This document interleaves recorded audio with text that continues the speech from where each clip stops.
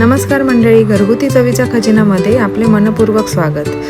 आजी आईच्या रेसिपीज आणि पारंपरिक पद्धतीच्या रेसिपी आपण या चॅनलवर दाखवतो। तर आजची आपली रेसिपी आहे झटपट 30 मिनिटातली पावभाजी।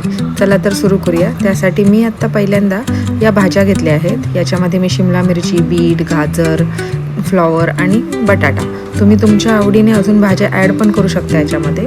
नंतर त्या चांगल्या वाफवून घेतल्या। तसंच मी कांदा आणि टोमॅटो फोडणीला न घालता तो पण मी वाफवून घेतला। त्याच्याबरोबर मी हिरवे वाटाणे भिजत घातले होते, ते मी वाफवून घेतले। आता हे सगळ्या भाज्या आपल्याला व्यवस्थित स्मॅश करायच्या आहेत। तुम्ही पाहू शकता आता मस्त भाज्या सगळ्या बारीक झाल्या आहेत। आता आपल्याला एक इन्स्टंट मसाला बनवायचा आहे। त्यासाठी मी लसूण, मिरची आणि लाल तिखट थोडंसं पाणी टाकून आपल्याला हे बारीक करून घ्यायचं आहे।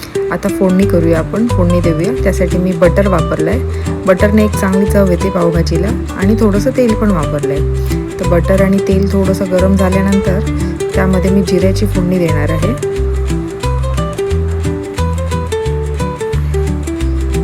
बटर पण आपला छान वितळलं आहे। आता आपण याच्यामध्ये जिऱ्याची फोडणी देऊया। 1 चमचा जिरा टाकला आहे मी यामध्ये। आणि आता यामध्ये आपल्याला आपण जे वाटण तयार केलं होतं ग्रेव्ही, ती आपल्याला याच्यामध्ये टाकायची आहे। तर छान तेलामध्ये थोडी एकत्र झाल्यानंतर यामध्ये आपण काही मसाले ॲड करू। धना जिरा पावडर, लाल तिखट आणि हळद। थोडंसं शिजल्यानंतर त्याला चांगली वाफ निघाल्यानंतर आपण ज्या स्मॅश केलेल्या भाज्या होत्या त्या भाज्या आपल्याला यामध्ये ॲड करायच्या आहेत।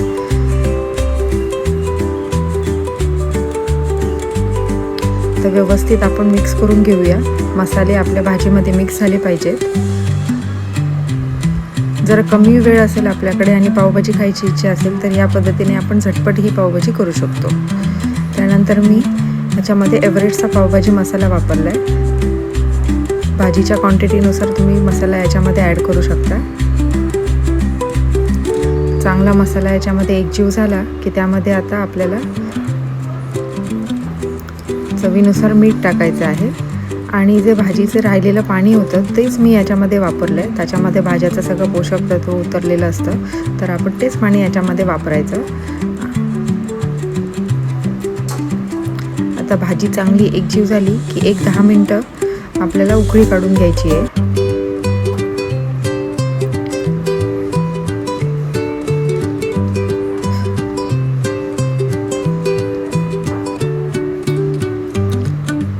आता मस्तपैकी भाजी आपली सगळी एकजीव होऊन आली आहे। थोडीशी कोथिंबीर टाकून अजून एकदा मी त्याच्यामध्ये वाफ काढून घेणार आहे। त्यानंतर आपली गरमागरम झटपट अशी पावभाजी तयार आहे। तुम्ही पण नक्की करून पहा आणि तुम्हाला कशी वाटली मला कमेंटमध्ये नक्की कळवा। थँक्यू।